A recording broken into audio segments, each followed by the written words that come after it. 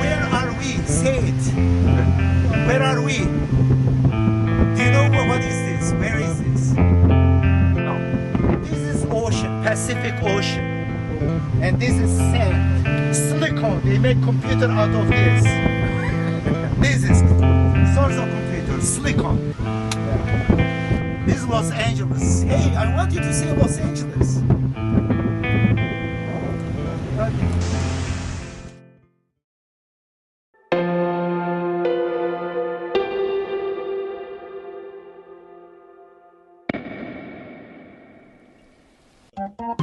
Если британского этолога и воинствующего атеиста Ричарда Доукинза называют ротвейлером Дарвина, то Майкл Шермер – его американский стаффордширский терьер.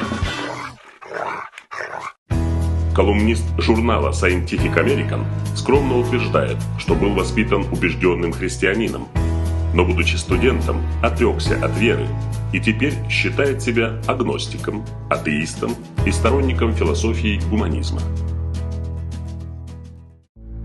Обаятельный разрушитель легенд и мифов, экзорцист религиозного мракобесия, основатель общества скептиков и одноименного научно-популярного издания с профессиональным энтузиазмом откликнулся на наше предложение и пригласил в офис своего журнала «Скептик», находящийся в Лос-Анджелесе, Мекке контркультуры 60-х годов прошлого века.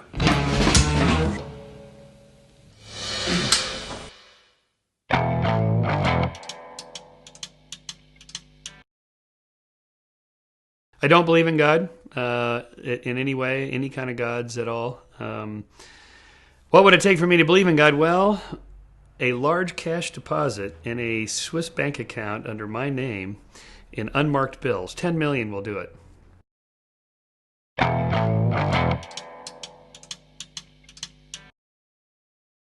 All religions do that, or almost all. And that's the basis of all religious beliefs. And what I'm more interested in than the specific cultural differences or the sort of anthropology of religion, this culture believes that kind of God, this one believes this kind of God. I'd like to know why we would believe in any gods at all. What would be the reason for that? Why is that there?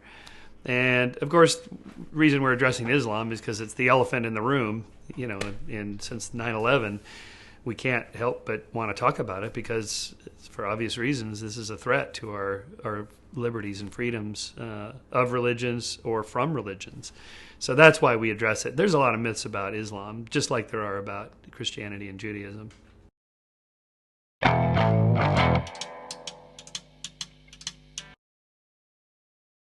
I'm vaguely familiar with the 19 thing, but as an example of patternicity, when you're out driving around today, just look at license plate numbers and start paying attention to where you find 19 or 9 or 1 or 1 and 9 close to each other or adjacent to each other. Take a look at some addresses, and before you know it, you'll find 19 all over the place. Wow.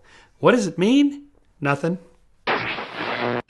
Такая категоричность в суждениях известного ученого-скептика, привыкшего к триумфальным разоблачениям своих недалеких, в том числе и религиозных оппонентов, побудила нас продолжить беседу в русле научного диалога и разобраться в причинах его столь однозначной и непримиримой точки зрения. Michael, I appreciate your work, and I was following Skeptic maybe for more than a decade, and also before you, I had contacted Carl Sagan in 1992 when I was doing philosophy, and I wrote a thesis on his work, not on his work, basically on 19, and I had a short 2-round discussion with him.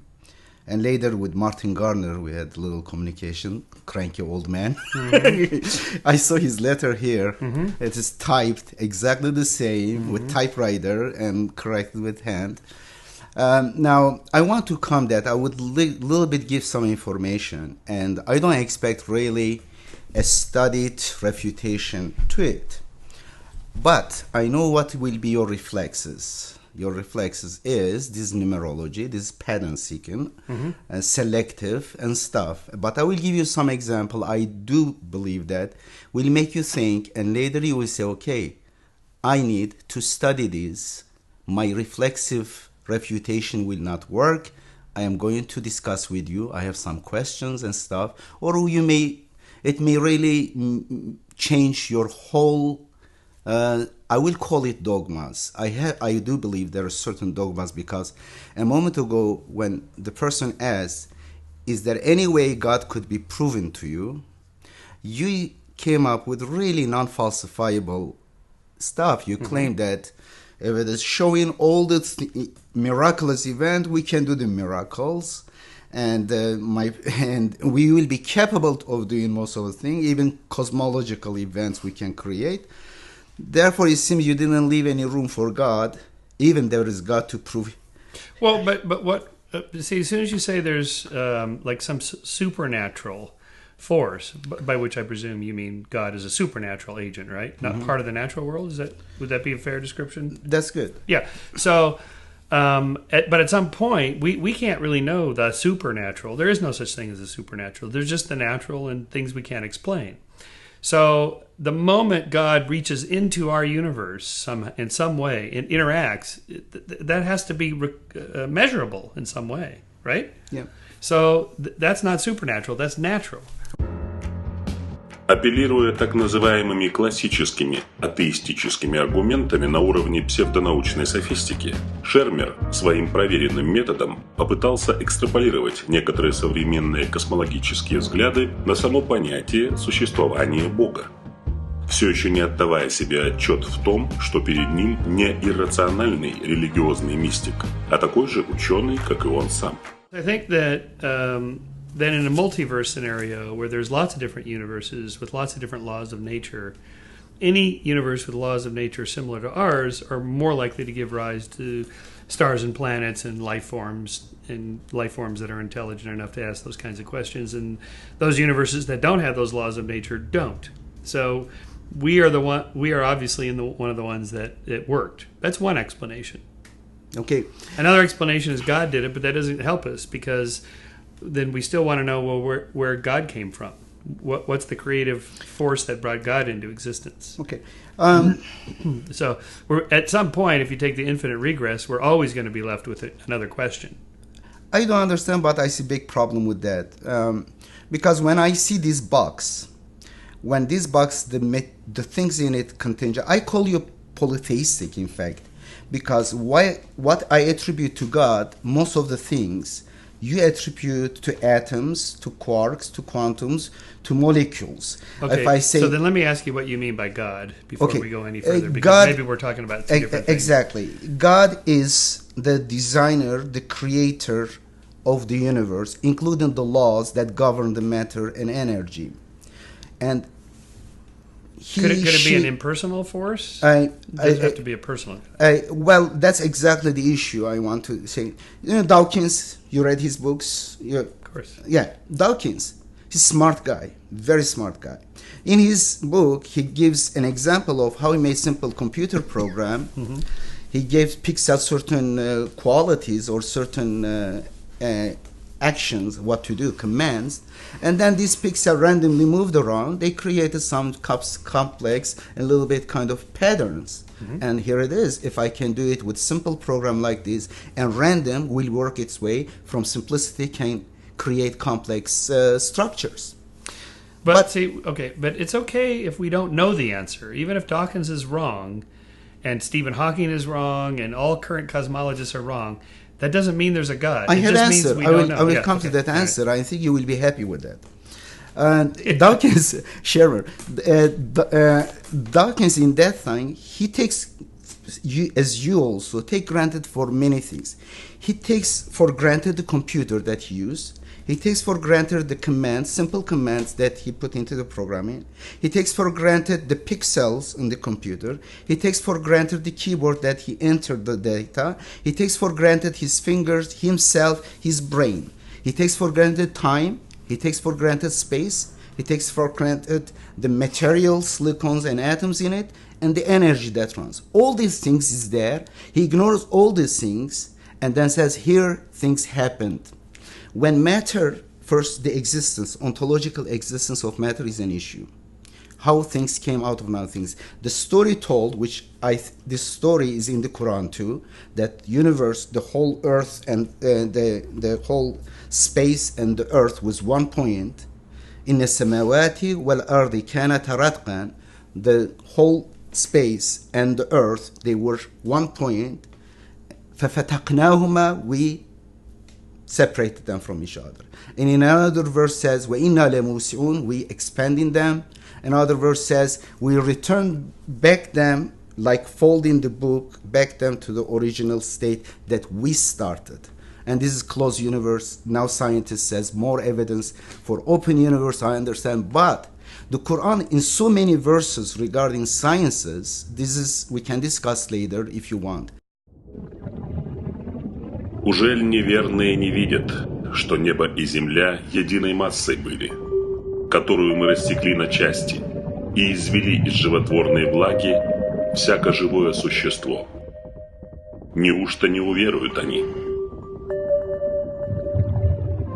Несмотря на то, что спор ученых давно перешел из философско-богословского гуманитарного поля в хорошо знакомый Шермеру естественно-научный логико-математический огород, сама эта ситуация стала вызывать у него психологический дискомфорт.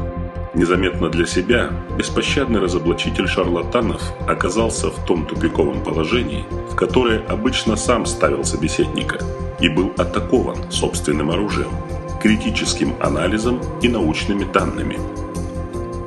When I look at that and I find that the universe starting from out of nothingness, there was no matter, no energy, as infinitely dense, infinitely small point, suddenly, poof, the whole universe, these billions of galaxies with billions of stars came out. This is fairest of all tale. But we have evidence to believe this tale, correct? And multi-universe, even the craziest of all, you believe there are billions, infinite number of universes created every second, every possibilities. You are telling me the most amazing Alice in Wonderland, worse than that story, because you have some evidence. Therefore, get ready to be surprised. Some of the things you called mythology, this, if we have evidence that it is from Creator, your Creator, and if we have enough evidence that this is an extraordinary, not human, that Muhammad cannot ever write a book that has the knowledge of this time even beyond, and also has mathematical pattern in it. We'll talk about it. I will give you some examples. That mathematical pattern, that it is beyond human capacity to involve universal language of the universe, which is mathematics, with human language, which is arbitrary, in such a way, complicated way, that you cannot have a meaningful text with that pattern in it. I give you a few examples, and then I will let you preach me as much as you. Okay, let me just stop here for a second. What are we doing here? Discuss it. What is okay. this? This is not a document. You're not making a documentary here. He's giving a lecture. Okay. So what are we? Will you guys tell me what's really going on here? Go ahead. There was the other guy. Where did he go? He did the interview. Right. So that's a kind of a typical documentary. That's about a subject, and you have multiple people commenting, and you get my opinion. End of story. That's not what's going on here. This is something completely different. You're trying to convince me of something. You don't want my opinion. You're trying to convince me of something. You're not making a documentary. You're doing something else. I am doing something else. Tell me what you're doing. You do debunking of charlatans, correct? Yeah. I love that. You go even trick them, which I love them. They deserve that. I am not doing that. I am here. I am bringing something to discussion. And I think that some of your claims are absolutely arrogant when you say there is no God. When you say there is no God... No, I didn't say that. You asked me, he asked me, do you believe in God? And I say, I do not. Okay. Okay, I don't know that there's no God. Okay. Okay, you personally. But what's the point of any of this? What this is a different documentary or a film. Yeah, this is different, yeah. Okay, and are you financing this film, or what are we talking about here? Whose project is this? Who's that guy and who is you? Постепенно обмен мнениями оппонентов перерос в неприкрытую полемику. Несмотря на воспитанность и природную деликатность, бескомпромиссный защитник научной истины уже не мог сдерживать свое раздражение. My suggestion, Because I don't really, I'm not on board to just sit here and film a conversation for 2 hours where you lecture me. You talk. Answer me. If this book, the Quran, the word... And I presume you're a Muslim. I am...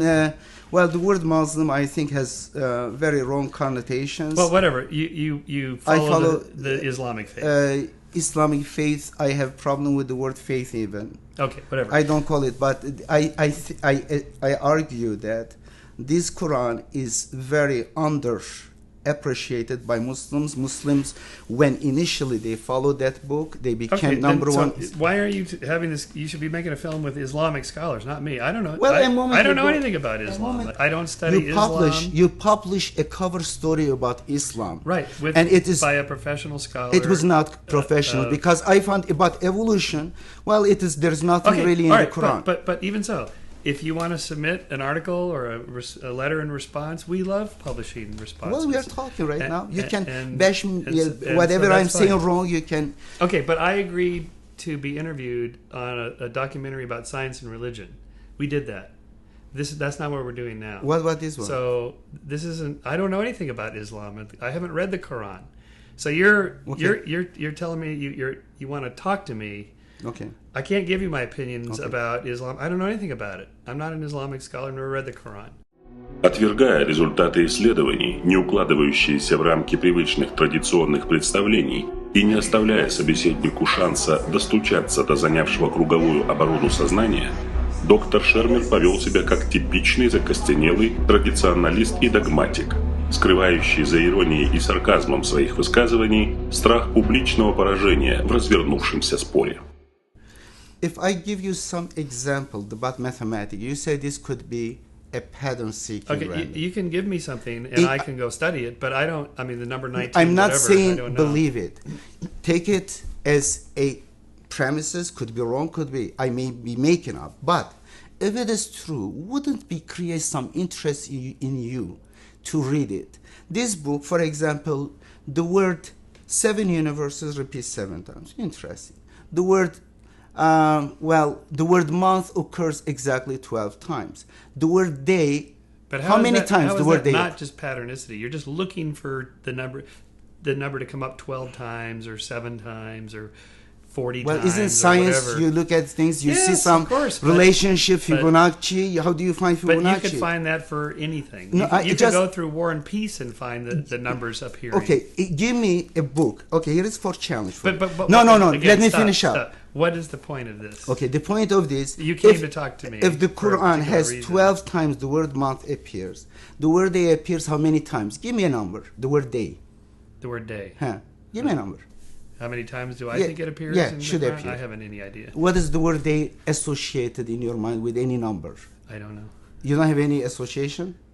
365 exactly, by any chance? Exactly. It repeats exactly 365. Just I give you a few examples. This was before discovery of 19. I'm not saying this shows that it's made by God, but I am saying this should be enough to check this book about its mathematical stuff. This book, I'm telling you, it's very interesting. Like the words... months and day, the repetition of them related to their astronomy. I'm just telling you, we're all wasting our time, and I have to get back to work. I don't know anything about the Quran. Okay, about 19, I would like to give you this book. I had given you, I sent you threw it away. No, I think I still have it here somewhere. Yeah, but this one, I have a summary of it here. Please look at it. It will take about maybe 5 minutes, Michael. And you will not be... It will not be a bad news for you. It will be the best news because Carl Sagan in his book, The Contact, envisioned if there is God, he would send a message encoded in numbers that we would be confused like pi, all the decimals. I remember that. Yeah, I think mathematics will be the best evidence. Okay. And you will look at it, how probable, how possible. It is a matter of judgment. Obviously, we can make up sentences. The number of words, letters could come up to a certain way. But after a certain point, if you look at it, it is impossible beyond humans to do that. Okay. Even prophecy there, incredible prophecy. I just don't know. You got the wrong guy. I don't really know anything about this subject. So I can feel your passion, I'm not sure why you wanted me. Because you are the skeptic debunker. I know the skeptic, Here is, right, I'm challenging you for $1 million. I'm not going to get the money. I will donate back. You challenge. I said there is a great prophecy in the Quran. It's about 19. There is chapter 74. Не допуская даже вероятности собственного несовершенства, этот атеистический сфинкс современной науки все больше отстранялся от беседы, пока в конце концов просто не отмахнулся от аргументов Эдипа, переадресовав его доводы мусульманским богословам-теологам, и заявил, что, несмотря на статью об исламе, напечатанную в его журнале «Скептик», никогда не читал Коран и вообще не желает иметь с ним ничего общего. Okay, then I'll just say for the record, I don't know anything about Islam. I did not read the Quran. I've never read the Quran. Okay. I have no opinions about any of this. But I mean, this entire Skeptic magazine was based around Islam and the Quran. I mean, the entire cover feature stories were based around Islam and the Quran. And you're the editor-in-chief, but you've never read the Quran? That's right.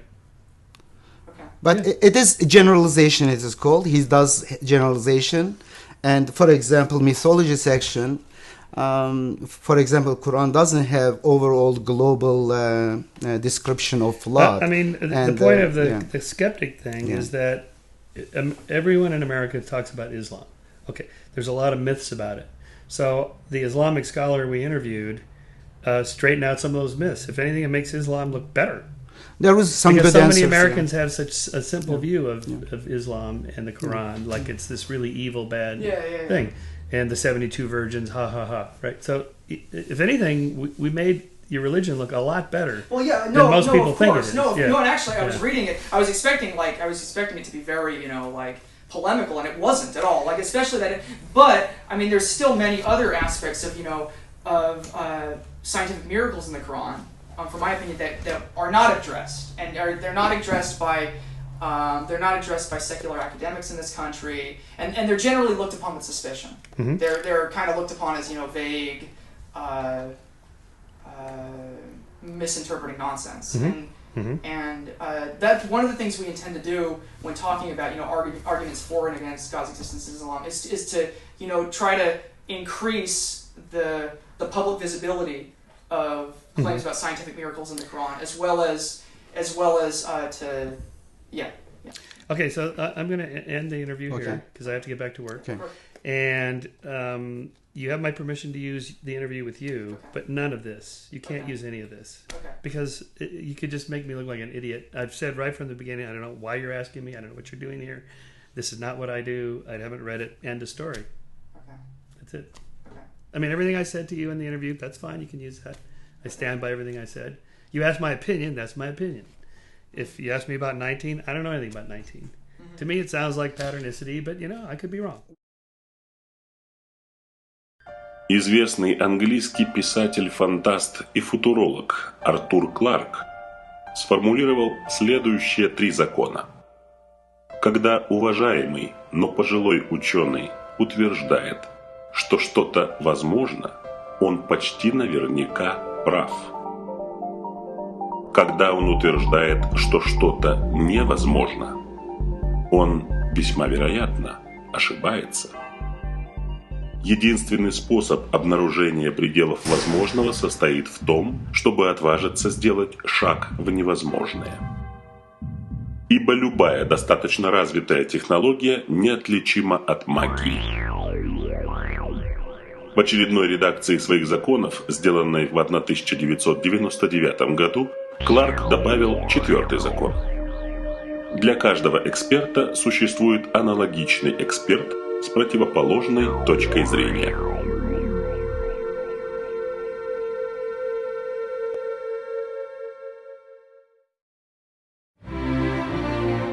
В 2002 году Майкл Шермер расширил законы Кларка следующим утверждением. Любая достаточно развитая внеземная жизнь неотличима от Бога.